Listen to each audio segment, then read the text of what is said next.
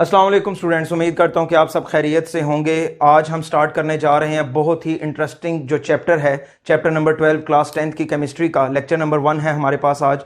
तो हम सबसे पहले इस चैप्टर के अंदर देखेंगे कि हाइड्रोकार्बन्स क्या होते हैं। हाइड्रोकार्बन्स को देखने के बाद हम देखेंगे कि हमारे पास open chain, close chain, saturated, unsaturated, cyclic और एरोमेटिक हाइड्रोकार्बन्स जो हैं वो क्या होते हैं।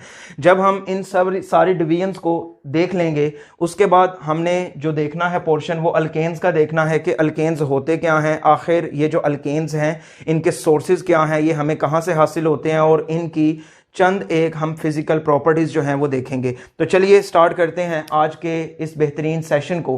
तो सबसे पहले चैप्टर का जो नाम है वो देखिएगा हाइड्रोकार्बन है। तो सबसे पहले हम जानेंगे कि हाइड्रोकार्बन्स क्या होते हैं। तो एक बात आपने याद रखनी है कि जो हाइड्रोकार्बन्स होते हैं, अगर आपको याद हो चैप्टर नंबर 3 में जो है, अगर आपका देखा जाए कंटेंट लिस्ट के मुताबिक, तो आपका जो चैप्टर नंबर 11 है क्लास 10th का, उसके अंदर आपने ऑर्गेनिक केमिस्ट्री की डेफिनेशन पढ़ी थी। उसमें आपने एक जिक्र ये किया था कि ऑर्गेनिक केमिस्ट्री के अंदर हम हाइड्रोकार्बन और उनके डेरिवेटिव्स उनको क्या करते हैं, डिस्कस करते हैं। मगर इस चैप्टर के अंदर हमने सिर्फ और सिर्फ किसको डिस्कस करना है, हाइड्रोकार्बन्स को। यानी कि ऑर्गेनिक केमिस्ट्री में ऐसे कंपाउंड्स जो प्योर कार्बन और हाइड्रोजन के हैं, यानी कि इनके अलावा आपके पास कोई एलिमेंट नहीं आएगा।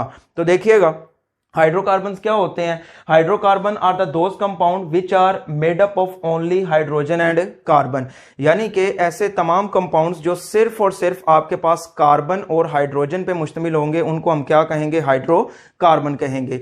यानी कि अगर आपके पास कोई और सब्स्टिट्यूएंट आ जाता है, कोई हेलोजन आ जाता है, कोई नाइट्रो ग्रुप आ जाता है, अमाइनो ग्रुप आ जाता है, एजो ग्रुप आ जाता है, सियानो ग्रुप आ जाता है, तो वो ऑर्गेनिक केमिस्ट्री के अंदर तो आप उसको शामिल कर सकते हैं। मगर जो हाइड्रोकार्बन्स हैं, हाइड्रोकार्बन्स आपके पास प्योर कंपाउंड है किसके, कार्बन और हाइड्रोजन के। तो देखिएगा कि जो बाकी ऑर्गेनिक कंपाउंड्स हैं, other organic compounds are considered to be are derived from them.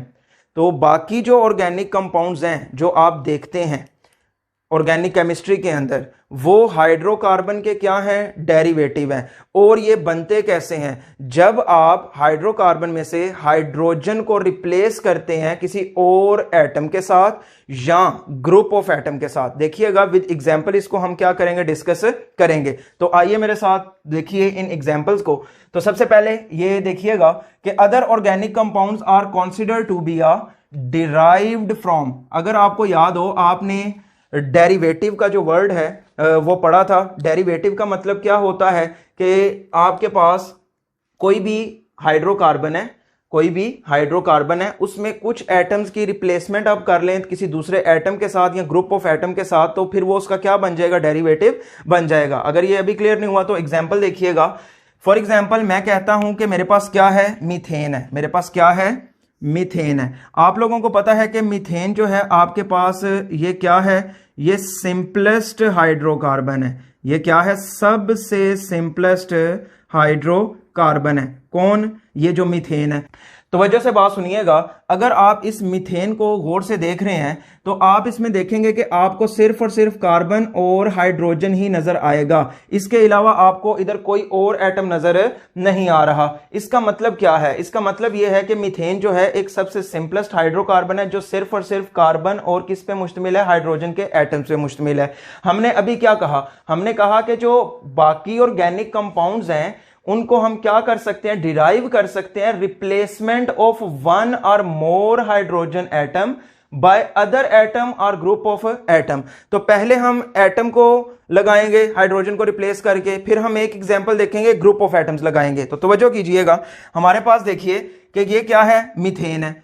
अब इसी मीथेन से मैं क्या बनाऊंगा, मैं बनाऊंगा मिथाइल आयोडाइड। क्या बनाऊंगा, मिथाइल आयोडाइड। और फिर देखिएगा इसी मीथेन से मैं बनाऊंगा क्या, मिथाइल अमाइन। अब तवज्जो कीजिएगा, ये मेरे पास सबसे सिंपलेस्ट हाइड्रोकार्बन था जिसका नाम क्या था, मीथेन। अब मीथेन में सेंटर पे कार्बन है और इधर 4 हाइड्रोजन लगे हुए हैं। आप लोग जानते हैं कि जो कार्बन है, कार्बन का एटॉमिक नंबर कितना होता है, 6 होता है। आप कहेंगे कि इसकी इलेक्ट्रॉनिक कॉन्फ़िगरेशन लिख के दिखाएं तो क्या होगा, 1s2 2s2 एंड 2p2। अब जरा देख रहे हैं कि पहला शेल इसका क्या है, कंप्लीट है। दूसरे शेल में इसके पास कितने इलेक्ट्रॉन है, 4 इलेक्ट्रॉन है।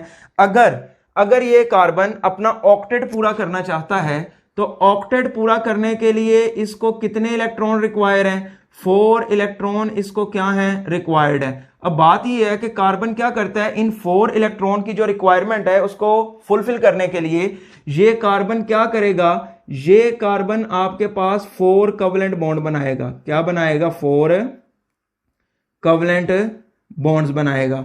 अब जरा देखिएगा कि ये सेंटर पे कार्बन था, इसने अपने 4 बॉन्ड क्या किए हुए हैं? हाइड्रोजन से बनाए हुए हैं। अब हमने इधर बात की थी कि हमने क्या करना है? रिप्लेसमेंट करनी है। अब देखिएगा इस मीथेन में से इस हाइड्रोजन को रिप्लेस करके अगर मैं आयोडीन लगा देता हूं, देखिएगा कि ये कार्बन वैसे ही, हाइड्रोजन वैसे ही, ये भी वैसे ही, ये भी वैसे ही, यानी कि इतना स्ट्रक्चर आपके पास सेम यही है। मगर हमने क्या किया, इस हाइड्रोजन को रिमूव करके इधर क्या लगा दी? इधर क्या लगा दी? आयोडीन। और आयोडीन पता है आपको ये क्या है? ये एक हैलोजन है। अब बात ये है कि हमने हाइड्रोजन एटम को रिप्लेस करके आयोडीन लगा दी। अब ये हाइड्रोकार्बन नहीं रहा, ये हाइड्रोकार्बन नहीं रहा, अब ये ऑर्गेनिक कंपाउंड है। अब ये ऑर्गेनिक कंपाउंड कौन सा है? ये है मिथाइल आयोडाइड। और ये मिथाइल आयोडाइड किसका डेरिवेटिव है? मीथेन का। ये मिथाइल आयोडाइड किसका डेरिवेटिव है जी? मीथेन का। हमने इसको कहां से बनाया? हमने इसको बनाया मीथेन से। अरे भाई कैसे बनाया? हमने एक हाइड्रोजन को रिप्लेस किया किसके साथ? हैलोजन के साथ। किसके साथ? हैलोजन के साथ। तो हमारे पास एक नया कंपाउंड बन गया जिसका नाम क्या है? मिथाइल आयोडाइड है। अब मैं इसको हाइड्रोकार्बन बोलूंगा तो आप कहेंगे सर इसको बिल्कुल हाइड्रोकार्बन नहीं बोलेंगे, क्योंकि अभी आपने डेफिनेशन हमें बताई है कि हाइड्रोकार्बन तो वो कंपाउंड होते हैं जो सिर्फ और सिर्फ किससे मिलकर बने हो? हाइड्रोजन और कार्बन से। किससे? हाइड्रोजन और कार्बन से। तो उसको आप क्या कहते हैं? हाइड्रोकार्बन। मगर इसमें तो हमें एक नया जो एटम है वो नजर आ रहा है जो कार्बन और हाइड्रोजन के अलावा है, जिसका नाम क्या है? आयोडीन। और ये हैलोजन से बिलोंग करता है, ग्रुप नंबर 17 से। अब एक एग्जाम्पल तो हमने देख ली। अब एक एग्जाम्पल हमने देख ली कि एटम को हम क्या करेंगे? रिप्लेस करेंगे हाइड्रोजन से। अब जरा देखिएगा, एक और बात मैंने इधर कही थी कि ग्रुप ऑफ एटम्स, यानी कि कोई एटम का जो ग्रुप्स है उसको भी आप क्या कर सकते हैं? रिप्लेस कर सकते हैं। अब जरा देखिएगा, इधर मैंने क्या लगाया है? इधर मैंने लगाया है NH2। NH2 जो है ये क्या है आपके पास? अमाइन है। ये क्या है? अमाइन है। अब अगर इसको मैं ओपन करके लिखूं तो देखिएगा कि मेरे पास क्या आएगा? ये मेरे पास क्या है? नाइट्रोजन है, एक ये बॉन्ड और एक ये बॉन्ड, ये 2 बॉन्ड इसने बनाए हुए हैं। तो इसको कलेक्टिवली हम इस तरह से लिख सकते हैं NH2। ये मेरे पास अमाइन है। अब आप देख रहे हैं ये कितने एटम है? 1 2 3, यानी कि 1 नाइट्रोजन और 2 हाइड्रोजन। अब 3 एटम्स हैं, ये ग्रुप ऑफ एटम्स हैं। अब हमने क्या बात की थी कि हम ग्रुप ऑफ एटम को भी क्या कर सकते हैं? लगा सकते हैं हाइड्रोजन को हटा के। अब जरा देखिएगा कि ये सेम उसी तरह, ये हाइड्रोजन, ये हाइड्रोजन, ये हाइड्रोजन, ये तीनों हाइड्रोजन उसी तरह रहेंगे। सेंटर में जो कार्बन है वो भी उसी तरह रहेगा। मगर इधर क्या किया? इस हाइड्रोजन की जगह पे मैंने क्या लगा दिया? NH2, यानी कि 3 एटम्स लगाए हैं। ग्रुप पूरा एटम का क्या कर दिया? मैंने लगा दिया। और इस ग्रुप का नाम क्या है? अमाइन है। तो इसका नाम क्या बन गया? Methyl amine. अब आप मुझे बताएं, क्या ये मिथाइल अमाइन मीथेन का डेरिवेटिव नहीं है? तो आप कहेंगे सर बिल्कुल ये डेरिवेटिव है, क्योंकि इसको हमने बनाया ही किससे है? मीथेन से बनाया है। अब ये इधर 2 टर्म आई है, मिथाइल मिथाइल। अब आप लोग ऑर्गेनिक केमिस्ट्री के अंदर प्रीवियस चैप्टर के अंदर ये डिस्कस कर चुके हैं कि जो आपके पास अल्काइल ग्रुप होता है, देखिएगा जो आपके पास क्या होता है? अल्काइल ग्रुप होता है। इधर लिख रहा हूं जी, क्या है आपके पास? जो अल्काइल ग्रुप है, जो आपके पास अल्काइल ग्रुप है, देखिएगा अल्काइल ग्रुप कब बनता था? जब आप अल्केन में से क्या करते थे? एक हाइड्रोजन एटम को रिमूव करते थे तो आपके पास क्या बन जाता था? अल्काइल ग्रुप बन जाता था। क्लियर है? उधर आपने ये एग्जांपल पढ़ी होगी, CH4 में से एक हाइड्रोजन एटम निकालें CH3, और CH3 का क्या नाम आपने रखा था? मिथाइल। क्या नाम रखा था आपने? मिथाइल रखा था। अब जरा तवज्जो से बात सुनिएगा, दोबारा इसको देखिए। हमने कहा था कि हाइड्रोकार्बन हमारे पास वो कंपाउंड है जो सिर्फ और सिर्फ किस पे मुश्तमिल होते हैं? हाइड्रोजन और कार्बन पे। मगर इसके बाद हमने बात यह की कि जो बाकी ऑर्गेनिक कंपाउंड्स हैं वो कंसीडर किए जाते हैं कि ये डिराइव्ड किए गए हैं। किससे? हाइड्रोकार्बन से। कैसे ड्राइव करेंगे? सिर्फ एक काम करके कि रिप्लेसमेंट ऑफ वन और मोर हाइड्रोजन, या एक से ज्यादा हाइड्रोजन को हम क्या करेंगे, रिमूव करेंगे। अब जाहिर सी बात है कि अगर हाइड्रोजन को हटाओगे तो कार्बन ने वैलेंसी अपनी पूरी रखनी है कि नहीं रखनी। तो अब बताइए कि कार्बन ने अपनी वैलेंसी पूरी करनी है कि नहीं करनी, उसने अपने 4 बॉन्ड पूरे करने हैं या नहीं करने। आप कहेंगे सर बिल्कुल करने हैं। तो अगर हाइड्रोजन को आप हटाएंगे तो जाहिर सी बात है कि हमें कोई ना कोई और एटम या ग्रुप ऑफ एटम क्या करना पड़ेगा, लगाना पड़ेगा, क्योंकि कार्बन ने अपने 4 कोवेलेंट बॉन्ड क्या करने हैं, पूरे करने ही करने हैं। क्यों? क्योंकि कार्बन क्या होना चाहती है, स्टेबल होना चाहती है। तो देखिएगा कि आप लोग ये 9th क्लास के अंदर कॉन्सेप्ट पढ़ चुके हैं कि एटम्स जो हैं वो बॉन्डिंग क्यों करते हैं, सिर्फ और सिर्फ एक मकसद के लिए।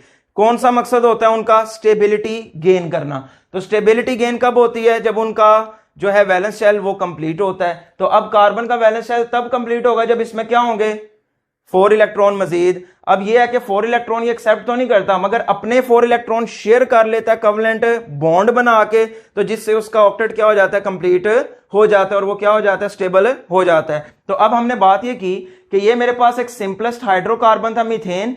इसी मीथेन से मैंने 2 डेरिवेटिव बनाए, मिथाइल आयोडाइड और मिथाइल अमाइन, और इधर मैंने अल्काइल ग्रुप का बता दिया जो प्रीवियस चैप्टर के अंदर आपने पढ़ा है कि कोई भी अल्केन ले लो, कोई भी XYZ कोई भी अल्केन ले लो, उसमें से एक हाइड्रोजन एटम निकालो और क्या हासिल कर लो, अल्काइल ग्रुप कर लो। तो आगे हम देखते हैं कि हमारे पास हाइड्रोकार्बन की जो डिवीजन है वो क्या है। हाइड्रोकार्बन को बेसिकली आप 2 कैटेगरीज के अंदर डिवाइड करते हैं, ओपन चेन और क्लोज चेन। यानी कि मेजर इनकी जो डिवीजन है वो कौन सी है, ओपन चेन और क्लोज चेन। ओपन चेन से आपके माइंड में क्या आ रहा है? आप कहेंगे कि हमारे माइंड में ये आ रहा है कि कोई ये ऐसे हाइड्रोकार्बन्स हैं जो क्या होंगे, दोनों तरफ से ओपन होंगे, दोनों टर्मिनल कार्बन क्या होंगे, आजाद होंगे, वो एक दूसरे से कनेक्टेड नहीं होंगे। उसके बाद हम देखेंगे सैचुरेटेड, अनसैचुरेटेड, अल्केन, अल्कीन और अल्काइंस के बारे में।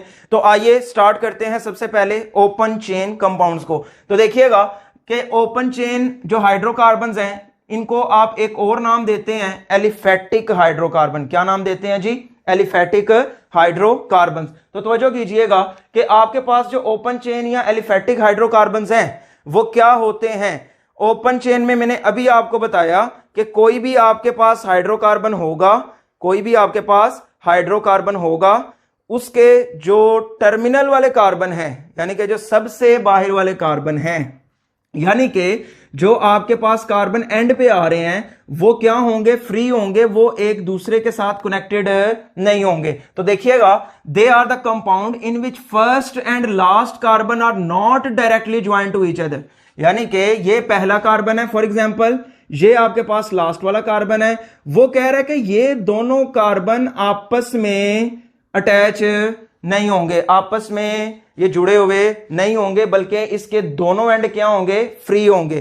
तो ऐसी क्लास जिसमें आपके पास फर्स्ट और लास्ट जो कार्बन है that is not directly joint, that is not directly joint to each other, यानी कि दोनों कार्बन जो हैं वो आपस में ज्वाइंट नहीं होंगे। चलिए तवज्जो कीजिएगा कि दी ओपन चेन ऑफ हाइड्रोकार्बन, इधर हाइड्रो का वर्ड मिस है जी, वो लगा लें।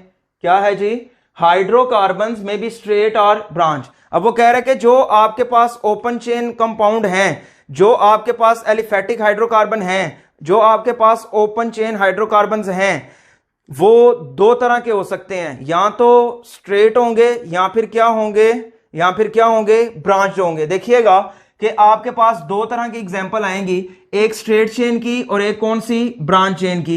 अब देखिएगा कि ये मेरे पास स्ट्रेट चेन की क्या है, एग्जांपल है। इसमें कितने कार्बन है, 1 2 3 4। और प्रीवियस चैप्टर के अंदर आप लोग पढ़ चुके हैं कि आपके पास जो 10 अल्केन की सीरीज दी गई थी, आपके पास जो आपने देखा था मीथेन, उसके बाद आपने देखा था क्या, इथेन, इथेन के बाद क्या आता था आपके पास, प्रोपेन, प्रोपेन के बाद आपके पास क्या आता था जी, ब्यूटेन, ब्यूटेन के बाद आपके पास क्या आता था, पेंटेन, पेंटेन के बाद आपके पास क्या आता था जी, हेक्सेन, इसके बाद क्या आता था, हेप्टेन, हेप्टेन के बाद क्या आता था जी, ऑक्टेन, ऑक्टेन के बाद नोनेन और डीकेन। ये 10 कार्बन की जो आपके पास सीरीज थी वो आपने पढ़ी थी।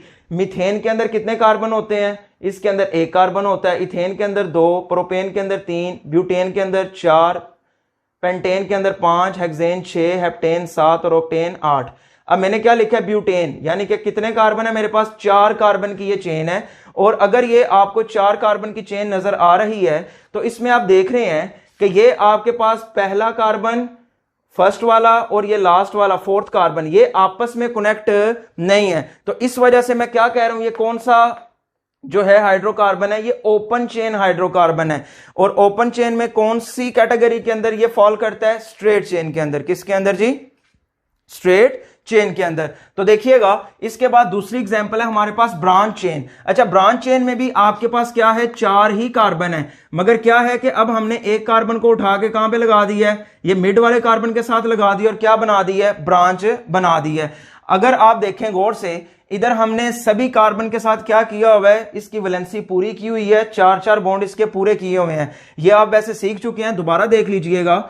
फॉर एग्जाम्पल देखिए कि ये मेरे पास आइसोब्यूटेन है। अगर इसका स्ट्रक्चर मैं ओपन करके लिखूं, देखिएगा 1 कार्बन, 2 कार्बन, 3 कार्बन और ये कार्बन फोर्थ वाला। अब इसके साथ देखिए हाइड्रोजन को मैं लिख रहा हूं, इधर कितने हाइड्रोजन है इस कार्बन के साथ, 3, 1 2 3, लगाइए 3 हाइड्रोजन, 1 2 3। इसके साथ कितने हैं जी, 1 है, 1 मैंने इधर लगा दिया। इस कार्बन के साथ कितने हैं, 3, 1 2 3, तो लगाइए 3 हाइड्रोजन। इसके साथ कितने हैं, 3, 1 2 3। अब मुझे बताएं कि इधर आपके पास हर कार्बन के 4 बॉन्ड पूरे नहीं है, तो आप कहेंगे सर बिल्कुल पूरे हैं। देखिएगा 1 2 3 और 1 बॉन्ड इस कार्बन के साथ, इसके 4 पूरे, यानी कि इसकी वैलेंसी क्या है, पूरी है। इस कार्बन को, सेंट्रल कार्बन को देखिए, 1 बॉन्ड ये हाइड्रोजन के साथ, 1 इस कार्बन के साथ, 1 इस कार्बन के साथ, 1 इस कार्बन के साथ, इसके भी 4 बॉन्ड क्या हो गए, पूरे हो गए। इसको देखिए, इसने क्या किया हुआ है, 1 बॉन्ड इस कार्बन के साथ बनाया हुआ है और बाकी जो 3 है वो हाइड्रोजन के साथ बनाए हुए हैं, यानी कि इसकी वैलेंसी भी क्या हो गई है, पूरी हो गई है। अब देखिएगा इस कार्बन को, इस कार्बन ने 1 बॉन्ड बनाया हुआ है इसके साथ और 3 बॉन्ड किसके साथ बनाए हुए हैं, हाइड्रोजन के साथ। मीन टू से इसके भी 4 बॉन्ड क्या हो गए हैं, पूरे हो गए हैं। तो जब भी ऑर्गेनिक कंपाउंड लिखना है, कोई भी या हाइड्रोकार्बन लिखना है, तो उसमें आपने कार्बन की जो वैलेंसी है उसका क्या करना है, ख्याल करना है। ये जब हम रिएक्शन करेंगे तो उसमें भी ये चीज बार बार आपके सामने आएगी। तो अभी इसको क्या करें, सीख लें। सिर्फ इतनी बात याद रखें कि कार्बन ने कितने बॉन्ड बनाने हैं, 4। कार्बन की वैलेंसी कितनी होती है, 4। क्यों 4 बॉन्ड बनाता है, आखिर इसको मसला क्या है? अरे भाई हमें पता है कि इसके वैलेंस शेल में कितने इलेक्ट्रॉन हैं, 4 इलेक्ट्रॉन हैं। इसको अपना ऑक्टेट पूरा करने के लिए कितने चाहिए, इसको मजीद 4 इलेक्ट्रॉन क्या है, रिक्वायर है। तो अब ये क्या करता है, ना तो अपने इसके पास 2 पॉसिबिलिटीज हैं। देखिए यहां तो ये अपने क्या करे, इलेक्ट्रॉन एक्सेप्ट कर ले या डोनेट कर ले, ये दोनों काम नहीं करता। बल्कि क्या करता है, ये कहता है कि मैं ना डोनेट कर रहा हूं ना एक्सेप्ट कर रहा हूं, बल्कि मैं अपने 4 इलेक्ट्रॉन शेयर करूंगा तो मेरा क्या हो जाएगा, ऑक्टेट कंप्लीट हो जाएगा। इस वजह से जो कार्बन है वो कितने बॉन्ड बनाता है जी, 4 कोवलेंट बॉन्ड बनाता है। तो हमारे पास ओपन चेन या एलिफेटिक हाइड्रोकार्बन क्या थे, ये ऐसे हाइड्रोकार्बन थे, ये ऐसे हाइड्रोकार्बन थे जिसमें फर्स्ट और लास्ट कार्बन जो है वो आपस में ज्वाइंड नहीं होते, बल्कि उनके एंड्स क्या होते हैं, फ्री होते हैं। तो स्ट्रेट चेन और ब्रांच चेन 2 इसकी कैटेगरीज थी। ब्रांच चेन में भी आप देख लें, ये कार्बन और ये कार्बन क्या है, फ्री हैं, ये एक दूसरे के साथ अटैच नहीं है। अब जरा देखिएगा कि जब हमने ओपन चेन को देख लिया, ओपन चेन में स्ट्रेट चेन को भी देख लिया, ब्रांच चेन को भी देख लिया, अब हम देखते हैं कि सैचुरेटेड और अनसैचुरेटेड हाइड्रोकार्बन्स क्या होते हैं। तो इसको आपने क्या करना है, इस क्वेश्चन को एज अ शॉर्ट क्वेश्चन आपने क्या करना है, तैयार करना है। एमसीक्यू भी आ जाता है, मगर इसके चांसेस होते हैं कि ये as a short question paper में आए। डिफरेंस ही आता है, तो डिफरेंस की फॉर्म में मैंने इधर लिख दिया है। तो आपने क्या करना है, इसको पेपर में बिल्कुल इसी तरह से लिखना है। एक डेफिनेशन, ठीक है, एक इसका एक्स्ट्रा पॉइंट और साथ में एक क्या करना है, आपने एग्जांपल दे देनी है, दोनों की 2-2 एग्जांपल्स। तो देखिएगा कि आपके पास सैचुरेटेड हाइड्रोकार्बन्स क्या होते हैं। याद रखिए कि ऐसी क्लास, ऐसी हाइड्रोकार्बन की क्लास जिसमें कार्बन कार्बन जो है वो अपनी तमाम की तमाम वैलेंसीज जो है सेटिस्फाई करे थ्रू सिंगल बॉन्ड, यानी कि कार्बन ना डबल बॉन्ड बनाए ना क्या बनाए, ट्रिपल बॉन्ड। अब मैं कार्बन का नाम क्यों ले रहा हूं, अरे भाई हाइड्रोजन तो बनाते ही एक बॉन्ड है, हाइड्रोजन की कैपेसिटी कितनी है, एक बॉन्ड बनाने की। देखिएगा अगर मैं बात करूं किसकी, हाइड्रोजन की, तो मुझे पता है कि हाइड्रोजन का एटॉमिक नंबर 1 है, इलेक्ट्रॉनिक कॉन्फ़िगरेशन 1s1 है। तो मीन टू से कि हाइड्रोजन जो है इसको अपना डुबलेट पूरा करने के लिए, इसको अपना डुबलेट कंप्लीट करने के लिए 1 इलेक्ट्रॉन क्या है, रिक्वायर है। अब देखिए ना 1s1, तो s के अंदर पहले शेल के अंदर कितने इलेक्ट्रॉन होते हैं? आप लोग जानते हैं कि पहला जो शेल है आपके पास, पहला शेल कौन सा होता है? पहला शेल होता है आपके पास K, और K शेल का एक ही सब शेल होता है S, और S की मैक्सिमम कैपेसिटी कितनी है? 2 इलेक्ट्रॉन्स की। तो एक इलेक्ट्रॉन इसके पास पहले से है, एक इलेक्ट्रॉन ये अपना क्या कर लेता है? शेयर कर लेता है। एक ही बॉन्ड बना सकता है हाइड्रोजन। हाइड्रोजन की वैलेंसी कितनी है? 1। हाइड्रोजन की वैलेंसी कितनी है? 1। अच्छा, ये बार बार मैं वैलेंसी का नाम ले रहा हूं, वैलेंसी होती क्या है ये आप पढ़ चुके हैं, मैं रिपीट कर देता हूं।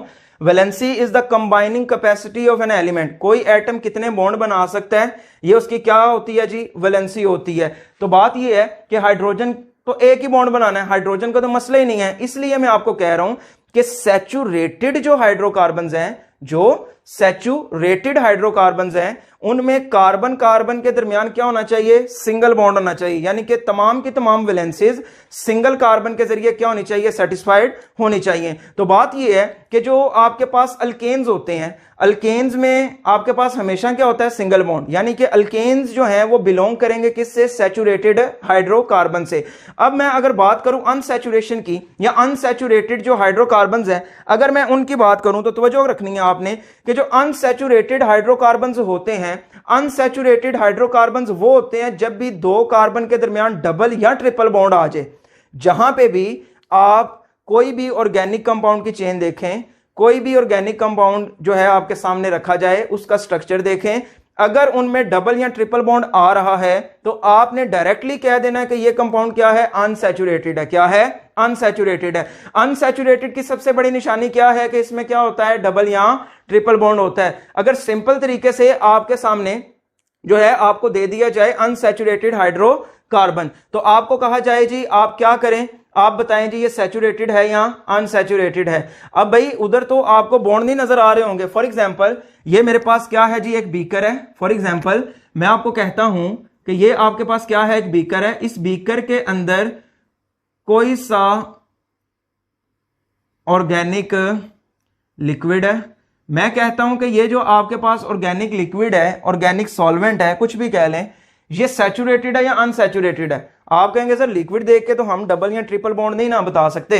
अगर इस तरह का कंपाउंड लिखा हो, हमें पता है ये ट्रिपल बॉन्ड आ रहा है, ये डबल बॉन्ड आ रहा है, इधर सिंगल है, ये सैचुरेटेड है, ये अनसैचुरेटेड है, मगर इधर तो हमें कुछ नहीं पता चलेगा। तो इसके लिए आप क्या कर सकते हैं? इसके लिए अगर तो आप लेबोरेटरी के अंदर मौजूद हैं तो ब्रोमीन वाटर टेस्ट कर लें। क्या कर लें? ब्रोमीन वाटर टेस्ट कर लेंगे। प्रैक्टिकल के अंदर आपको करवाया जाएगा, तो ब्रोमीन वाटर टेस्ट कर लें। अगर आप लैब के अंदर नहीं है, ब्रोमीन वाटर भी नहीं है, तो आप सिंपली क्या करें? उसको बर्न कर लें। क्या कर लें? बर्न कर लें। अगर तो ये कंप्लीट बर्न हो, अगर तो ये कंप्लीट बर्न हो जाए, अगर ये कंप्लीट बर्न होता है, अगर ये कंप्लीट बर्न हो जाए तो आपने कह देना ये क्या है? सैचुरेटेड है। अगर ये कंप्लीट बर्न ना हो और आपके पास सूटी फ्लेम आए और येलो कलर का फ्लेम आए, तो आपने जान जाना है कि ये क्या है? आपने जान जाना है कि ये क्या है? ये अनसैचुरेटेड है। ये सबसे बड़ी पहचान है। लेबोरेटरी के अंदर आप ऑर्गेनिक कंपाउंड को बर्न करके पता चला सकते हैं कि ये आपके पास सैचुरेटेड है या अनसैचुरेटेड है। फॉर एग्जांपल आप अल्कोहल को बर्न करते हैं, ठीक है जी, मेथानॉल या एथानॉल को, तो वो क्या होती है? वो कंप्लीटली बर्न होती है और ब्लू फ्लेम होता है उसका। कौन सा फ्लेम होता है? ब्लू।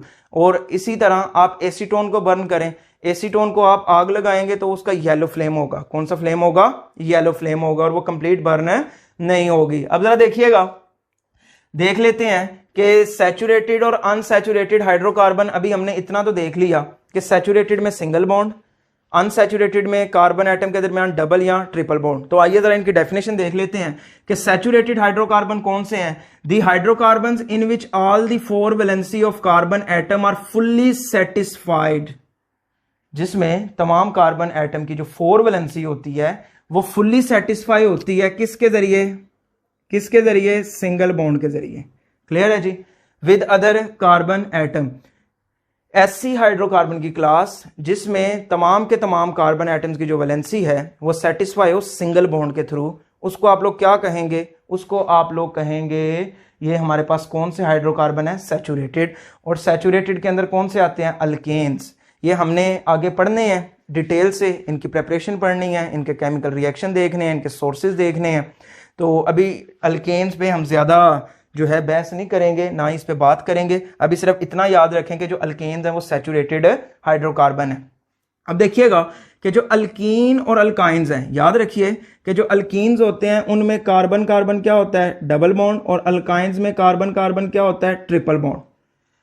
कोई भी आपके पास ऑर्गेनिक कंपाउंड जिसमें कोई से दो कार्बन एटम के दरमियान डबल बॉन्ड आ जाए वो अल्कीन की क्लास से, जिसमें ट्रिपल बॉन्ड आ जाए वो कौन सी क्लास से है, अल्काइन की क्लास से। अब जरा देखनी है बात आपने कि ये आपके पास क्या एग्जाम्पल है।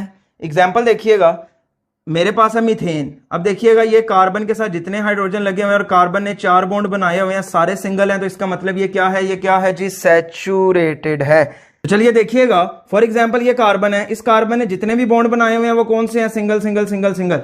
तो सिंगल बॉन्ड तो कौन से होते हैं, सैचुरेटेड हाइड्रोकार्बन के अंदर आते हैं। इसके बाद एग्जांपल देखिए प्रोपेन की, क्योंकि हमें पता है कि जिसके अंदर 3 कार्बन आ जाते हैं, 3 कार्बन वाले को तो हम क्या बोलते हैं, प्रोपेन बोलते हैं। तो बात यह है कि 3 कार्बन है, तीनों में कौन कौन सा बॉन्ड नजर आ रहा है आपको, सिंगल बॉन्ड नजर आ रहा है। तो सिंगल बॉन्ड वाले क्या होते हैं, सैचुरेटेड हाइड्रोकार्बन होते हैं। अब अगर बात मैं करूं अनसैचुरेटेड हाइड्रोकार्बन की, तो थोड़ी देर पहले मैंने आपको बताया है कि अनसैचुरेटेड हाइड्रोकार्बन क्या होते हैं, जिनमें डबल या ट्रिपल बॉन्ड मौजूद हो। तो देखिएगा, the hydrocarbons in which 2 carbon atoms are linked, 2 carbon atoms are linked by a double और ट्रिपल बॉन्ड, यानी कि 2 कार्बन एटम डबल या ट्रिपल बॉन्ड के जरिए आपस में क्या हो, लिंक्ड हो, 3 या 2 बॉन्ड उन्होंने बनाए हों, तो वो क्या कहलाते हैं, अनसैचुरेटेड हाइड्रोकार्बन। इसकी एग्जांपल क्या है, अल्कीन और अल्काइन, इसमें डबल बॉन्ड, इसमें ट्रिपल बॉन्ड। एग्जांपल देखिएगा, एक एग्जांपल मैंने पुट की है अल्कीन से और दूसरी की है कहां से, अल्काइन से, ताकि दोनों क्लियर हो जाए। देखिएगा मेरे पास है इथीन। अच्छा, एथ की जो टर्म है ना, कौन सी, एथ की, आपके पास होते हैं रूट वर्ड्स। क्या होते हैं, रूट वर्ड्स। देखिएगा रूट वर्ड्स कौन से होते हैं, जिस तरह आपके पास है मैथ, मैथ हमेशा यूज होता है 1 कार्बन के लिए। उसके बाद है एथ, एथ यूज होता है 2 कार्बन के लिए। उसके बाद है वर्ड प्रोप, प्रोप का जो है प्रोप है, प्रोप यूज होता है 3 कार्बन के लिए। इसके बाद है ब्यूट, ब्यूट यूज होता है 4 कार्बन के लिए। उसके बाद है वर्ड पेंट, पेंट यूज होता है 5 कार्बन के लिए। उसके बाद क्या है हेग्स, हेग्स किसके लिए, 6 कार्बन के लिए। उसके बाद है ऑक्ट, ऑक्ट होता है 8 कार्बन के लिए। उसके बाद क्या है नॉन, नॉन होता है 9 कार्बन के लिए। डेक, डेक होता है 10 कार्बन के लिए। तो बेटा ये आपके सामने मैंने लिखे हैं वर्ड रूट्स। क्या लिखे हैं, वर्ड रूट्स। अब जरा देखिएगा, इधर मेरे पास क्या आ गया, एथ, एथ का मतलब क्या होता है, 2 कार्बन है, कितने हैं, 2 कार्बन। और ई का मतलब क्या है, डबल बॉन्ड है। अब जरा देखिएगा, ये इथीन है, 2 कार्बन वाली है, इन दोनों के दरमियान क्या है, डबल बॉन्ड है। अब इधर मैंने हाइड्रोजन ओपन करके इसलिए लिखे हैं ताकि आपको पता चले कि इस कार्बन ने 1 बॉन्ड इस हाइड्रोजन के साथ, 1 इसके साथ, 2, और 2 बॉन्ड इसने बनाए हुए हैं इस कार्बन के साथ, तब जाके इसके 4 बॉन्ड पूरे हो रहे हैं। यानी कि अब कार्बन को अपनी वैलेंसी सेटिस्फाई करने के लिए, अब कार्बन को अपनी वैलेंसी सेटिस्फाई करने के लिए किस चीज की जरूरत पड़ी है, डबल बॉन्ड की पड़ी है। अगर ये कार्बन इधर डबल बॉन्ड नहीं बनाता तो इसके कितने बॉन्ड हो जाते हैं, 3। देखिएगा अगर मैं इस बॉन्ड को खत्म करूं तो अब कार्बन के कितने बॉन्ड नजर आ रहे हैं, 1 2 3, बनाने इसने कितने हैं, 4। तो जब कोई और पॉसिबिलिटी नहीं होगी तो ये क्या करेगा, ये अपने ही दूसरे एटम के साथ बॉन्ड बना लेगा, क्योंकि इस कार्बन के भी देखिए ना कितने हैं, 1 2 3। तो अब ये दोनों आपस में मशवरा कर लेंगे, देखो तुम्हारी भी वैलेंसी सेटिस्फाई नहीं है, मेरी भी वैलेंसी सेटिस्फाई नहीं है, क्यों ना हम क्या करें, अपना एक एक इलेक्ट्रॉन और शेयर करके एक और कवलेंट बॉन्ड बना लें। तो डबल कवलेंट बॉन्ड जब बनेगा तो ये किस चीज को प्रेजेंट करेगा, ये करेगा अनसैचुरेटेड हाइड्रोकार्बन को। तो अब जरा देखिएगा इथाइन, इधर क्या आ गया, एथ, एथ का मतलब क्या, 2 कार्बन। YNE, YNE का मतलब क्या है कि कार्बन के दरमियान कौन सा बॉन्ड है, कार्बन कार्बन के दरमियान कौन सा बॉन्ड है जी, आप कहेंगे सर ट्रिपल बॉन्ड है। अब जरा देखिएगा कि ये मेरे पास क्या है, इथाइन है, कार्बन कार्बन इनके दरमियान क्या है, ट्रिपल बॉन्ड। अब जरा देखिएगा, 1 बॉन्ड ये और 3 बॉन्ड इस कार्बन ने बनाए हुए हैं इसके साथ, तो इसके 4 पूरे हो गए, 3 और 1 4। अगर आप इस कार्बन को देखें, 3 बॉन्ड ये हैं, 1 ये है, 4 टोटल बॉन्ड्स हैं। हमने बनाने कितने थे, 4 ही बनाने थे, क्योंकि हमें पता है कि कार्बन की वैलेंसी कितनी है, 4 है, कार्बन की वैलेंसी कितनी है, 4 है। अब जरा देखिएगा कि हमारे पास सैचुरेटेड और अनसैचुरेटेड हमने हाइड्रोकार्बन कर लिए। अब जरा इस को देखिए, जरा इधर देखिए कि आपके पास ओपन चेन आपको पता चल गया क्या होते हैं, जिसमें जो फर्स्ट और लास्ट कार्बन है, फर्स्ट और लास्ट कार्बन ये आपस में ज्वाइंट नहीं होते। इसके बाद मुझे बताएं स्ट्रेट चेन क्लियर है? हाँ जी बिल्कुल क्लियर है, जो सीधी चेन होगी। ब्रांच जिसमें कोई भी एक ब्रांच आ जाएगी। इसके बाद देखिएगा सैचुरेटेड का पता चल गया, हाँ जी पता चल गया, जिसमें कार्बन कार्बन क्या है, सिंगल बॉन्ड होंगे, सिंगल बॉन्ड के जरिए वैलेंसी सेटिस्फाई होगी, वो क्या होंगे, सैचुरेटेड। और अनसैचुरेटेड क्या होंगे, अनसैचुरेटेड वो होंगे जिनमें कोई से दो कार्बन एटम है, उनमें डबल या ट्रिपल बॉन्ड पाया जाए, तो उसको आप किस कैटेगरी के अंदर फेंक देंगे जी, अनसैचुरेटेड हाइड्रोकार्बन के अंदर। सैचुरेटेड के अंदर अल्केन्स आते हैं, इसके अंदर अल्कीन और अल्काइंस, ये इधर भी लिखा हुआ है। अच्छा जनरल फार्मूला इनके इधर लिखे हुए हैं, मगर ये है कि अभी इसके बारे में बता नहीं रहा, ये बॉन्ड के बारे में बता दिया कि अल्केन में सिंगल बॉन्ड होता है, अल्कीन में डबल बॉन्ड होता है, और जो अल्काइन है, अल्काइन में क्या होता है, ट्रिपल बॉन्ड। इनके जनरल फार्मूलाज को यूज किस तरह से करना है ये हम सीखेंगे कमिंग लेक्चर के अंदर। तो देखिएगा कि इसके बाद हमारे पास ये है कि ये सारी टर्म्स जो हैं हमने क्लियर कर ली।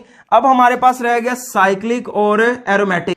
अब आपने देखा होगा कि आपके पास जो एरोमेटिक कंपाउंड्स हैं उनकी मैंने डेफिनेशन नहीं लिखी। उनकी डेफिनेशन क्यों नहीं लिखी, क्योंकि वो आपके सिलेबस के अंदर ही नहीं है। अब ये डिवीजन बताना जरूरी थी कि क्लोज चेन में ये दोनों होते हैं, एमसीक्यू एक दफा आया हुआ है एग्जाम के अंदर, तो इसलिए मैंने लिख दिया कि क्लोज चेन कौन कौन से होते हैं, साइक्लिक भी क्लोज चेन है और एरोमेटिक भी क्लोज चेन के अंदर है।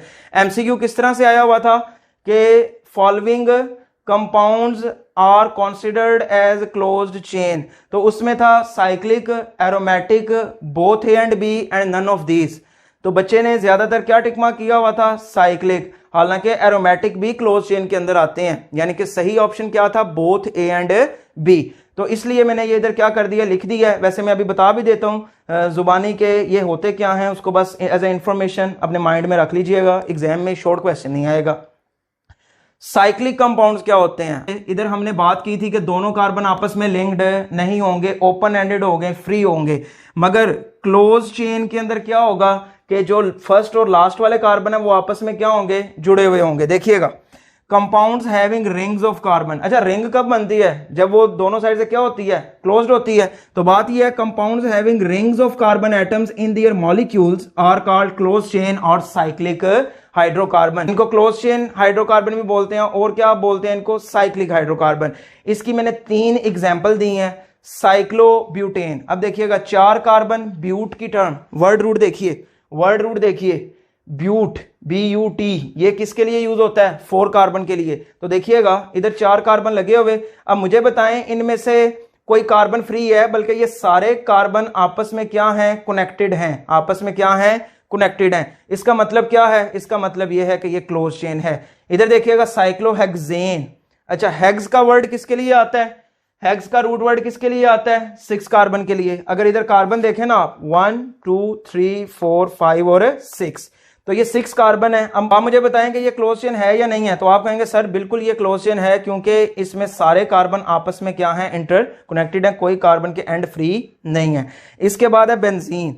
बेंजीन भी क्लोज्ड जो आपके पास चेन होती है उसी के अंदर आता है, या साइक्लिक हाइड्रोकार्बन के अंदर आता है। अगर बेंजीन के फार्मूले की बात करूं तो आपने ये क्लास 9th के अंदर पढ़ा हुआ है, C6H6, ये इसका क्या होता है, फार्मूला होता है। अगर आप इसको ओपन करके देखें तो देखिएगा कि इसका स्ट्रक्चर किस तरह से है। ये अगर हम इसको देखें, carbon double bond, carbon single bond, carbon double bond, carbon single bond, carbon double bond, carbon, और इधर क्या आएगा, सिंगल बॉन्ड। अब कितने हाइड्रोजन लगाने हैं, 6। अब ये कहां पे लगाने हैं, अब ये कहां पे लगाने हैं, तो देखिएगा कि सभी कार्बन के साथ क्या करें, एक एक हाइड्रोजन को लगा दें। सभी कार्बन के साथ क्या करें, एक एक हाइड्रोजन को लगा दें। तो ये आपके पास क्या है, बेंजीन है। ये आपके पास क्या है, बेंजीन है। तो एरोमेटिक क्या होते हैं, एरोमेटिक वो होते हैं कि जिनमें एटलीस्ट एक बेंजीन रिंग क्या हो, मौजूद हो। क्लियर है जी। एरोमेटिक कंपाउंड बेसिकली ये निकले हैं, इसका वर्ड जो निकला है अरोमा से निकला है। अरोमा का मतलब क्या होता है, स्मेल, यानी कि इनकी बड़ी ना फ्रूटी सी स्मेल होती है। तो बात ये है कि एरोमेटिक के बारे में थोड़ा सा आपको बता दिया, तो आई होप सो कि क्लोज चेन और साइक्लिक हाइड्रोकार्बन भी आपको क्या होंगे, क्लियर हो गए होंगे। तो ये इतनी सारी बातें करने का हमारा मकसद क्या था, क्योंकि हम स्टार्ट करने जा रहे हैं हाइड्रोकार्बन। तो हाइड्रोकार्बन में डायरेक्ट प्रिपरेशन या केमिकल रिएक्शन को करने से पहले हमें कम से कम इतना पता जरूर होना चाहिए कि हाइड्रोकार्बन कौन कौन से होते हैं, इनकी टाइप्स क्या हैं, और कौन कौन सी कैटेगरीज के अंदर हम इनको क्या करते हैं, डिवाइड करते हैं। तो अब जरा देखिएगा कि हमारे पास बकायदा सबसे पहला जो टॉपिक है अल्केन्स का वो स्टार्ट हो गया है। अभी हम इसकी बात करेंगे। तो याद रखिए कि अगले 3 लेक्चर्स के अंदर हमने बात करनी है अल्केन्स की, अल्कीन्स की और अल्काइंस की। ये हमारे पास 3 मेजर क्लासेस हैं जिनके हमने दो इनकी प्रेपरेशन के मेथड देखने हैं, यानी कि किस तरह से जो हाइड्रोकार्बन्स हैं, जो अल्केन्स हैं, उनको हम किस तरह से क्या करते हैं, तैयार करते हैं, और उनके 2 ही केमिकल रिएक्शन देखेंगे। वैसे तो बहुत सारे हैं, इनके तैयारी के मेथड भी और बहुत सारे हैं, मगर आपके सिलेबस में 2 मेथड दिए हुए हैं और वही हम 2 क्या करेंगे, इधर डिस्कस करेंगे। और इसके बाद क्या है कि अल्केन्स को देखिए कि अल्केन्स आपके पास सबसे सिंपलेस्ट हाइड्रोकार्बन है। सबसे सिंपलेस्ट हाइड्रोकार्बन कौन से हैं? अल्केन्स हैं। अब अल्केन्स के अंदर आपने एक जो इंपॉर्टेंट बात है वो याद रखनी है कि अल्केन्स को आप बोलते हैं कि they are very less reactive, या फिर एक पेपर के अंदर क्वेश्चन आता है why alkanes are called paraffins. अच्छा, सबसे पहले जान लीजिए, ये इधर पॉइंट मैंने दूसरा अलहदा से लिखा हुआ है, they are known as paraffins. Para का मतलब क्या होता है? Less, and affins mean reactive. तो यानी कि जो पैराफिन इसको कहते हैं वो इस वजह से कहते हैं क्योंकि ये रिएक्ट इतनी आसानी से नहीं करता, ये बहुत कम रिएक्ट करते हैं, दे आर लेस रिएक्टिव। तो इस वजह से हम इनको क्या बोलते हैं? पैराफिन्स भी बोलते हैं। तो अब देखिएगा कि हम इनको पैराफिन्स क्यों बोलते हैं। तो क्वेश्चन पेपर में किस तरह से आता है, why alkanes are less reactive और why alkanes are called paraffins. या एक क्वेश्चन और बन सकता है इसका, why alkanes are less reactive than alkenes and alkynes. ये 3 तरह से क्वेश्चन आता है, तीनों का आंसर क्या है? सेम है। आपने याद रखना है, जब भी कोई भी एटम बॉन्ड बनाता है, सिंगल, डबल या ट्रिपल, तो उसमें 2 कैटेगरीज होती हैं बॉन्ड की। कितनी कैटेगरीज होती हैं? 2। अब देखिएगा कौन कौन सी। सबसे पहला जो बॉन्ड बनता है वो बनता है हमेशा कौन सा? सिग्मा। कौन सा बॉन्ड बनता है? सिग्मा बॉन्ड बनता है। यानी कि कोई एटम सिंगल बॉन्ड बना रहा है, एक ही बॉन्ड बना रहा है, तो वो हमेशा कौन सा बनेगा? सिग्मा।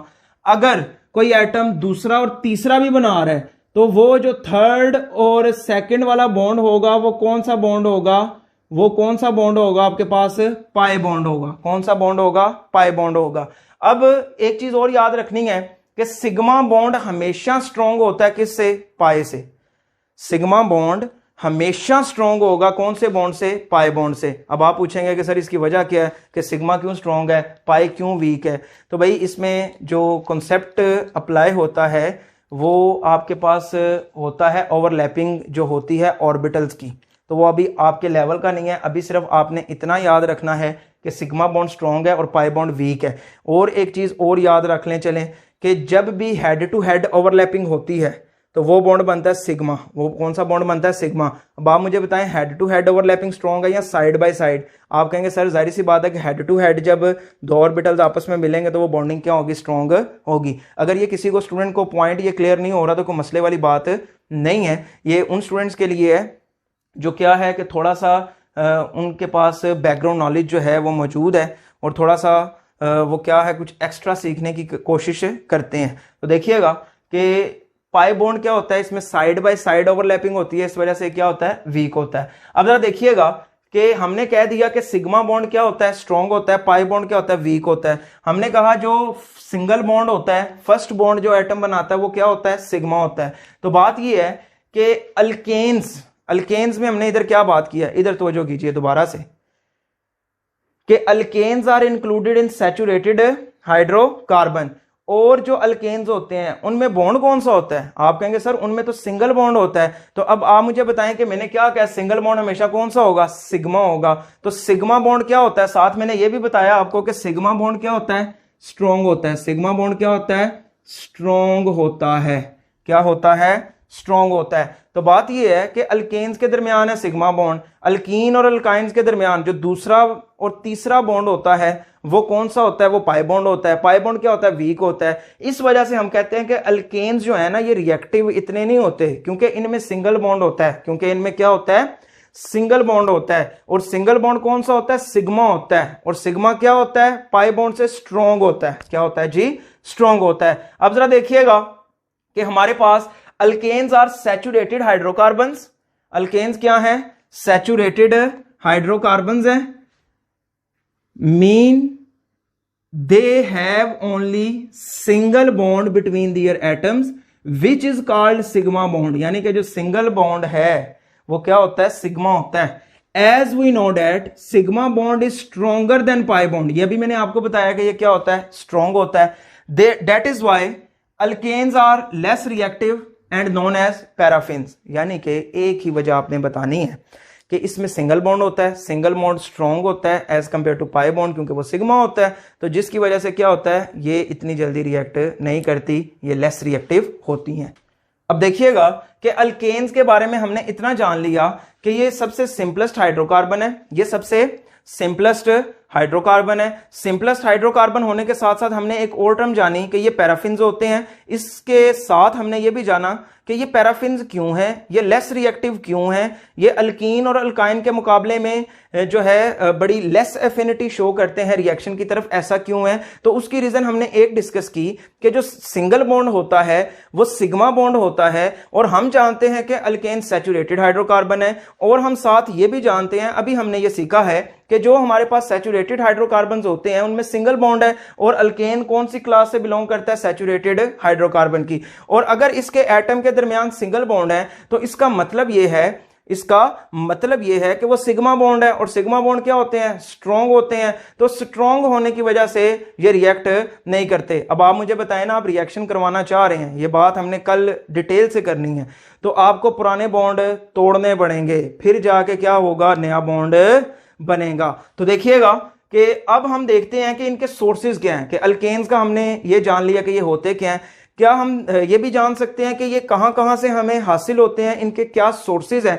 तो 5 सोर्सेज इधर मैंने लिखे हैं जो मेजर इनके सोर्सेज हैं। देखिएगा, the main source of alkanes are natural gas and petroleum. इस पॉइंट को एक्सप्लेन करने की जरूरत नहीं है कि नेचुरल गैस और पेट्रोलियम इनका क्या है, मेन सोर्स है, क्योंकि ऑर्गेनिक केमिस्ट्री चैप्टर नंबर 11 जो इससे पिछला चैप्टर है उसके अंदर आपने क्या किया है कि पूरा कोल वाला टॉपिक, पूरा पेट्रोलियम वाला टॉपिक डिस्कस किया है। तो देखिएगा, इसके बाद है methane form about 85% of natural gas, यानी कि जो आप नेचुरल गैस यूज करते हैं उसमें 85% पोर्शन किसका है, मीथेन का है। इसके बाद alkanes are obtained by fractional distillation of petroleum, ये भी आपने डिस्कस किया है कि क्या है, जब आप क्रूड ऑयल जमीन में से निकालते हैं उसको ऑयल रिफाइनरी के अंदर लेके जाते हैं, फ्रैक्शनल डिस्टिलेशन टावर के अंदर डालते हैं, on the basis of boiling point इनकी फ्रैक्शंस को क्या करते हैं, सेपरेट करते हैं। इन डिटेल इस टॉपिक को चैप्टर नंबर 16 केमिकल इंडस्ट्रीज के अंदर हमने क्या करना है, डिस्कस करना है। तो फ्रैक्शनल डिस्टिलेशन जब आप करते हैं उधर से भी आपको क्या मिलती हैं, अल्केन्स मिलती हैं। इसके अलावा मार्श गैस, अच्छा ना, मार्श गैस बोलते हैं मीथेन को, ये मीथेन है जी, ये मीथेन। इस मीथेन को आप क्या बोलते हैं, मार्श गैस। मार्श गैस इसको क्यों बोलते हैं, क्योंकि इसको कनेक्ट किया जाता था पहले कि ये मार्शी एरियाज में होती है, जहां पे जो दलदली इलाके होते हैं, कीचड़ वगैरह होता है, ठीक है जी। तो उस वजह से इसको आप लोग क्या बोलते हैं, मार्श गैस। तो Marsh gas is formed by the bacterial DK of vegetable matter, यानी कि वेजिटेबल मैटर का जब बैक्टीरियल डीके होता है तो उधर से भी क्या है, मार्श गैस बनती है।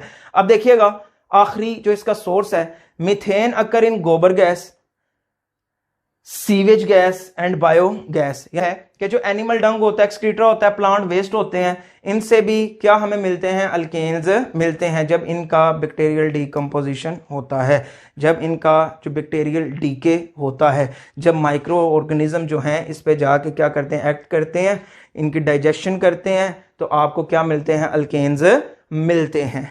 तो आइए, अगर सोर्सेज आप लोगों ने देख लिए हैं तो अब कुछ इसकी फिजिकल प्रॉपर्टीज देखते हैं। क्या है, जो अल्केन्स होते हैं ना, कार्बन 1 to 4, यानी कि कार्बन जिसमें 1 कार्बन है, 2 कार्बन है, 3 कार्बन है और 4 कार्बन है, 4 कार्बन तक के जो आपके पास अल्केन्स होते हैं वो गैशियस फॉर्म के अंदर होते हैं। यानी कि अगर किसी में कार्बन 1 है, 2 है, 3 है, 4 है, यानी कि कार्बन नंबर 4 तक के जो आपके पास अल्केन्स होंगे वो कौन सी स्टेट के अंदर होंगे, कौन सी स्टेट ऑफ मैटर होगी, गैशियस होगी। कौन सी होगी, गैशियस होगी। अब ये क्यों होगी, ये आगे पॉइंट आएगा, उधर ही मैं इसका हवाला फिर दूंगा, देखिएगा। इसके बाद कार्बन 5 to 10 आर लिक्विड्स, यानी कि कार्बन 5 से लेकर 10 तक क्या है, लिक्विड्स हैं। और जब 10 से ऊपर जाएंगे अल्केन्स जो हैं तो ये किसके अंदर कन्वर्ट हो जाएंगे, सॉलिड्स के अंदर। एक चीज आपने बस नोट करनी है इधर, कि जैसे जैसे कार्बन का नंबर बढ़ रहा है वैसे वैसे स्टेट ऑफ मैटर चेंज हो रही है। आखिर कोई ना कोई रीजन तो होगी ना कि कार्बन एटम के बढ़ने से आखिर इनकी स्टेट ऑफ मैटर जो है वो क्यों चेंज हो रही है। तो कीजिए थोड़ा सा सब्र और अगला पॉइंट देखिए।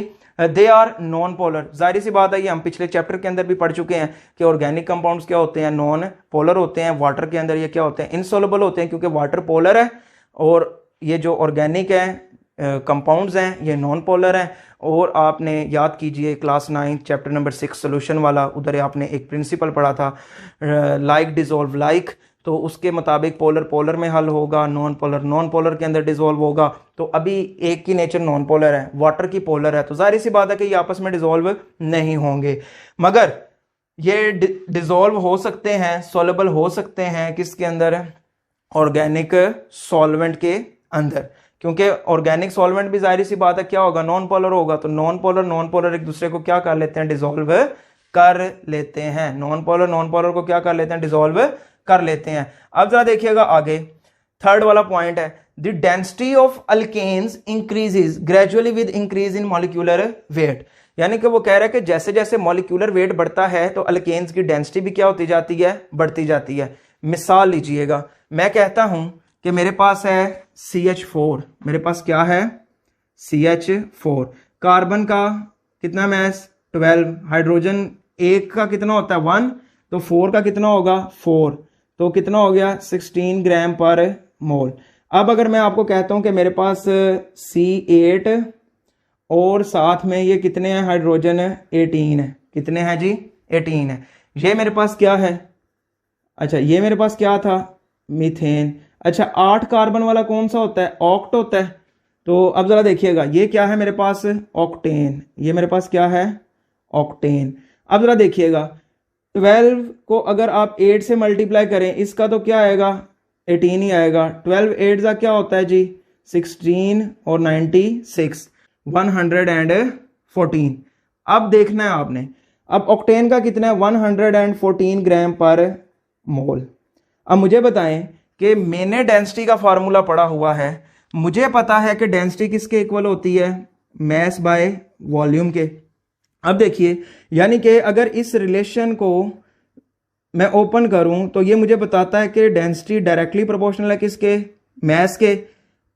और दूसरा पॉइंट क्या है कि डेंसिटी इनवर्सली प्रोपोर्शनल है किसके, वॉल्यूम के। अब मुझे बताएं कि इसका मॉलिक्यूलर वेट है 16 ग्राम पर मोल, इसका है 114, तो इसका मतलब क्या है, इसका मतलब यह है कि मैस बढ़ गया, तो मैस बढ़ने से डेंसिटी भी क्या हो जाती है, बढ़ जाती है, क्योंकि दोनों के दरमियान जो रिलेशन है वो कौन सा है, डायरेक्ट रिलेशन है। तो इसलिए मैं कह रहा हूं कि the density of alkanes increases gradually with increase in molecular weight, कि मॉलिक्यूलर वेट बढ़ने से इनकी डेंसिटी क्या हो जाती है, बढ़ जाती है। जाहिर सी बात है कि डेंसिटी और मैस क्या है, एक दूसरे के डायरेक्टली प्रोपोर्शनल है। इसके बाद देखिएगा कि the melting and boiling point of alkanes increases gradually, यानी कि इनके मेल्टिंग पॉइंट भी क्या होते हैं, बढ़ते हैं।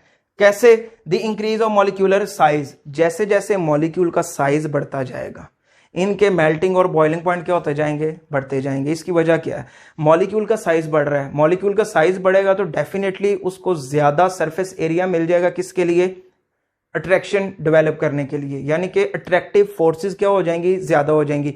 अब आप मुझे बताएं क्लास 9 चैप्टर नंबर 5 टॉपिक जो था बॉइलिंग पॉइंट, उधर आपने क्या पढ़ा था कि जितनी ज्यादा अट्रैक्टिव फोर्सेस होंगी, जितनी ज्यादा अट्रैक्टिव फोर्सेस होंगी उतना ज्यादा क्या होगा, बॉइलिंग पॉइंट होगा। जितनी ज्यादा अट्रैक्टिव फोर्सेस होंगी उतना ज्यादा क्या होगा, मेल्टिंग पॉइंट होगा। तो हम क्या कह रहे हैं कि जैसे जैसे मॉलिक्यूलर साइज बढ़ता है, अब जाहिर सी बात है कि मॉलिक्यूलर वेट बढ़ेगा। अब इसमें 1 कार्बन और 4 हाइड्रोजन थे, इसमें 8 कार्बन और 18 हाइड्रोजन है, इसमें टोटल कितने आपके पास एटम हो गए, 18 और 8 कितने होते हैं जी आपके पास, आप कहेंगे 26। कहां पे 5 एटम्स, कहां पे 26 एटम, तो जाहिर सी बात है कि 26 एटम वाला जो मॉलिक्यूल है उसका साइज क्या होगा, ज्यादा होगा। तो जब उसका साइज ज्यादा है तो ज्यादा उसके चांसेस हैं कि वो उसको क्या मिल सके, अट्रैक्शन मिल सके, यानी कि उसके अंदर ज्यादा चांसेस है कि उनमें क्या हो, अट्रैक्टिव फोर्सेस स्ट्रॉन्ग हो। तो बात ये है कि जैसे जैसे अट्रैक्टिव फोर्सेस स्ट्रॉन्ग होती जाएंगी तो आपके पास बॉइलिंग और मेल्टिंग पॉइंट भी क्या होते जाएंगे, इंक्रीज होते जाएंगे। तो देखिएगा अब इस पे जरा गौर करते हैं। ये अगर आपको समझ आ गया कि जैसे जैसे मॉलिक्यूलर साइज बढ़ेगा अट्रैक्टिव फोर्सेस डेवलप होंगी, तो अब जरा इस पॉइंट को देखिए।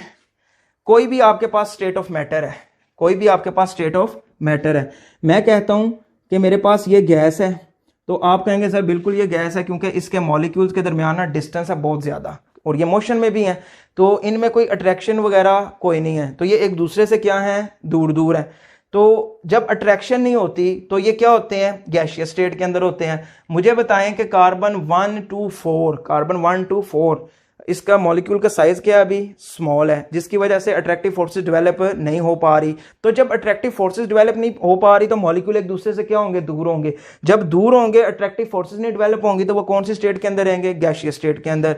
मगर ये है कि जैसे जैसे इसमें अट्रैक्टिव फोर्सेस डेवलप होंगी, जैसे जैसे इनमें अट्रैक्शन बढ़ेगी, तो जब अट्रैक्शन बढ़ती है तो मॉलिक्यूल एक दूसरे के क्या आ जाते हैं, ओ भाई अट्रैक्शन बढ़ रही है तो एक दूसरे के क्या आएंगे, करीब आएंगे।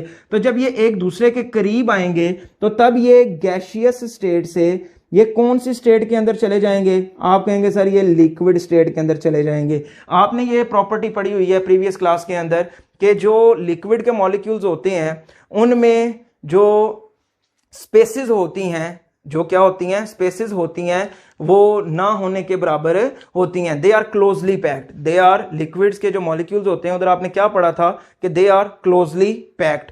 तो बात ये है कि क्लोजली पैक्ड कब होंगे, जाहिर सी बात है जब अट्रैक्शन होगी तो एक दूसरे के करीब आएंगे। तो क्या है कि ये लिक्विड स्टेट के अंदर। अब क्या है कि मजीद अट्रैक्टिव फोर्सेस डेवलप करेंगे। तो आपने सॉलिड के अंदर प्रॉपर्टी पढ़ी हुई है कि सॉलिड के अंदर आपने क्या पढ़ा था, सॉलिड के अंदर आपने पढ़ा था their molecules are tightly packed. उधर हमने क्या कहा, क्लोजली पैक्ड। सॉलिड के अंदर क्या कहा हमने, टाइटली पैक्ड। टाइटली पैक्ड क्यों, जब दो चीजों के दरमियान अट्रैक्शन बहुत ज्यादा है तो वो क्या हो जाएंगे, टाइटली एक दूसरे के साथ बाउंड हो जाएंगे, स्टक हो जाएंगे। अब ये जो सॉलिड, लिक्विड और गैस का खेल है, ये सारा चक्कर किस पे डिपेंड कर रहा है, ये सिर्फ एक चीज पे डिपेंड कर रहा है, कौन सी, intermolecular forces. Intermolecular forces weak है, गैस है, स्ट्रॉन्ग करो लिक्विड, उससे ज्यादा स्ट्रॉन्ग करो तो सॉलिड। क्लियर है जी। तो बात ये है कि ये आपके पास जो पॉइंट था कि कार्बन 1 to 4 ये क्या होते हैं, गैसेस, पता चल गया क्यों, क्योंकि इनमें इंटर मॉलिक्यूलर जो फोर्सेज हैं वो डेवलप नहीं हो पाती, अट्रैक्टिव फोर्सेज नहीं होती। तो इसलिए क्या है कि मॉलिक्यूल्स एक दूसरे से दूर होते हैं, मूव कर रहे होते हैं, एनर्जी अच्छी खासी होती है और वो एक दूसरे के करीब नहीं आते, अट्रैक्टिव फोर्सेज डेवलप नहीं होती। आगे देखिएगा, आगे ये है कि 5 to 10 क्या थे, लिक्विड, क्योंकि अब कार्बन बढ़ना शुरू हो गए हैं तो साइज बढ़ना शुरू हो गया, साइज बढ़ना शुरू हो गया तो क्या हो गया, अट्रैक्टिव फोर्सेज डेवलप होना शुरू हो गई हैं। अट्रैक्टिव फोर्सेज डेवलप हो रही हैं तो क्या मतलब है इसका कि मॉलिक्यूल एक दूसरे के करीब आना शुरू हो गए हैं, क्योंकि अब इनमें अट्रैक्शन डेवलप हो चुकी है। इसके बाद देखिएगा कि जो आपके पास हायर मेंबर्स हैं, हायर मेंबर्स जो हैं जाहिर सी बात है कि उनमें कार्बन एटम क्या होते जाएंगे, ज्यादा होते जाएंगे। जब कार्बन एटम ज्यादा होते जाएंगे तो इसका मतलब क्या है, इसका मतलब एक ही है कि मॉलिक्यूल का साइज बड़ा होता जा रहा है, एटम्स बढ़ते जा रहे हैं। तो अगर मॉलिक्यूल का साइज बढ़ता जा रहा है, फॉर एग्जांपल मैं कहता हूं कि एक मेरे पास है मॉलिक्यूल ये, अब इसको इधर से अट्रैक्शन मिलेगी, इधर से मिलेगी, इधर से मिलेगी, इधर से मिलेगी। अब मैं कहता हूं कि एक मॉलिक्यूल का साइज है मेरे पास ये। अच्छा, अब देखा इसका सरफेस एरिया कितना बढ़ गया, इसको क्या है, इसमें ज्यादा अट्रैक्टिव फोर्सेस क्या हो सकती हैं, डेवलप हो सकती हैं। तो जब ज्यादा डेवलप होंगी तो डेफिनेटली जो हायर मेंबर्स हैं उसको ज्यादा अट्रैक्टिव फोर्सेस का सामना होगा, तो वो क्या हो जाएगा, फिर सॉलिड के अंदर कन्वर्ट हो जाएगा। आखिरी पॉइंट इसका देखिएगा, the alkanes become more viscous, the alkane become more viscous as their molecular size increases. Viscosity क्या होती है, अगर मैं टेबल पे, ठीक है, स्मूथ सरफेस है टेबल की, फ्रिक्शनलेस टेबल है, उसमें एक ग्लास में मेरे पास पानी हो, एक ग्लास में मेरे पास हनी हो, शहद हो, दोनों को मैं क्या करूं, गिराऊं, तो आप मुझे बताएं कि कौन सा जल्दी ट्रैवल कर जाएगा ऑपोजिट एंड की तरफ। आप कहेंगे सर पानी, क्योंकि पानी की विस्कोसिटी क्या होती है, कम होती है। हनी की विस्कोसिटी क्या होती है, ज्यादा होती है। यानी कि विस्कोसिटी जो है ये आपके पास होता है फ्लो रेट, किसी भी लिक्विड का जो फ्लो रेट होता है वो क्या होता है, विस्कोसिटी होता है। तो हमने क्या कहा कि हमारे पास जो अल्केन्स हैं, जैसे जैसे इनका मॉलिक्यूलर साइज बढ़ता जाता है तो इनकी विस्कोसिटी क्या होती जाती है, बढ़ती जाती है। तो आपने अगर देखा हो वैक्सेस वगैरह को, ठीक है, उनकी विस्कोसिटी देख लें, ठीक है, तो आप कहेंगे इनकी विस्कोसिटी क्या है, बहुत ज्यादा है, क्योंकि उनका साइज भी तो क्या हो गया, ज्यादा हो गया। चैप्टर नंबर 16 के अंदर केमिकल इंडस्ट्री के अंदर जब मैं आपको फ्रैक्शनल डिस्टिलेशन करवाऊंगा, जब मैं उसकी फ्रैक्शंस बता रहा हूँ तो लास्ट में उधर मैं आपके साथ पैराफिन वैक्स का जो है वो जिक्र ज़रूर करूँगा, तो मैं हवाला दूंगा चैप्टर नंबर 4 का। तो आज का जो लेक्चर है वो पूरा हो गया है, जिसके अंदर हमने सीखा हाइड्रोकार्बन्स क्या होते हैं, ओपन चेन हाइड्रोकार्बन क्या है, क्लोज चेन हाइड्रोकार्बन क्या है, और इसके अलावा हमने इसमें सबसे इम्पोर्टेंट जो क्वेश्चन था वो देखा सैचुरेटेड और अनसैचुरेटेड हाइड्रोकार्बन्स क्या होते हैं। इसके बाद मैंने आपको बताया कि अल्केन्स जो होते हैं सिंपलेस्ट हाइड्रोकार्बन है, अल्केन्स को पैराफिन्स क्यों बोलते हैं। ये सारी चीज़ें एक्सप्लेन करने के बाद मैंने आपसे जिक्र किया चंद एक सोर्सेज का कि कहाँ से हमें अल्केन्स मिलते हैं। इसके बाद मैंने आपसे जिक्र किया कि जो हमारे पास फिजिकल प्रॉपर्टीज़ हैं अल्केन की वो क्या होती हैं, मेल्टिंग बॉइलिंग पॉइंट किस तरह से चेंज होते हैं, सॉलिड कब होते हैं, लिक्विड कब होते हैं, गैशियस स्टेट में कब जाते हैं, डेंसिटी का क्या इफेक्ट है, विस्कोसिटी क्या है। ये जितनी भी प्रॉपर्टीज़ हमने डिस्कस की हैं ये केमिकल नहीं है, ये फिजिकल प्रॉपर्टी हैं। अब रही बात कमिंग लेक्चर की, कमिंग लेक्चर के अंदर मैं सबसे पहले एक पॉइंट एक्सप्लेन करूंगा आपको, चैप्टर नंबर जो 11 है ऑर्गेनिक केमिस्ट्री का, कि organic reactions are slow as compare to inorganic. इस पॉइंट को एक्सप्लेन करने के बाद मैं आपको बताऊंगा कि केमिकल रिएक्शन होता कैसे है।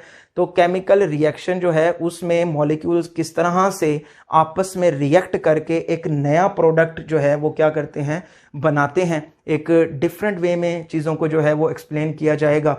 तो जब 10-15 मिनट की टॉक के बाद जब हम केमिकल रिएक्शन को सीख जाएंगे कि बेसिकली रिएक्टेंट्स जो हैं आपस में रिएक्ट किस तरह से करते हैं, उनमें कैटालिस्ट का क्या रोल है, उनमें टेम्परेचर का क्या रोल है, ये रिएक्शन स्लो क्यों होते हैं, तो ये सारी चीज़ें डिस्कस करने के बाद हम देखेंगे अल्केन्स की हमने प्रिपरेशन किस तरह से करनी है और अल्केन्स के केमिकल रिएक्शन देखेंगे और इसके यूजेस भी देखेंगे।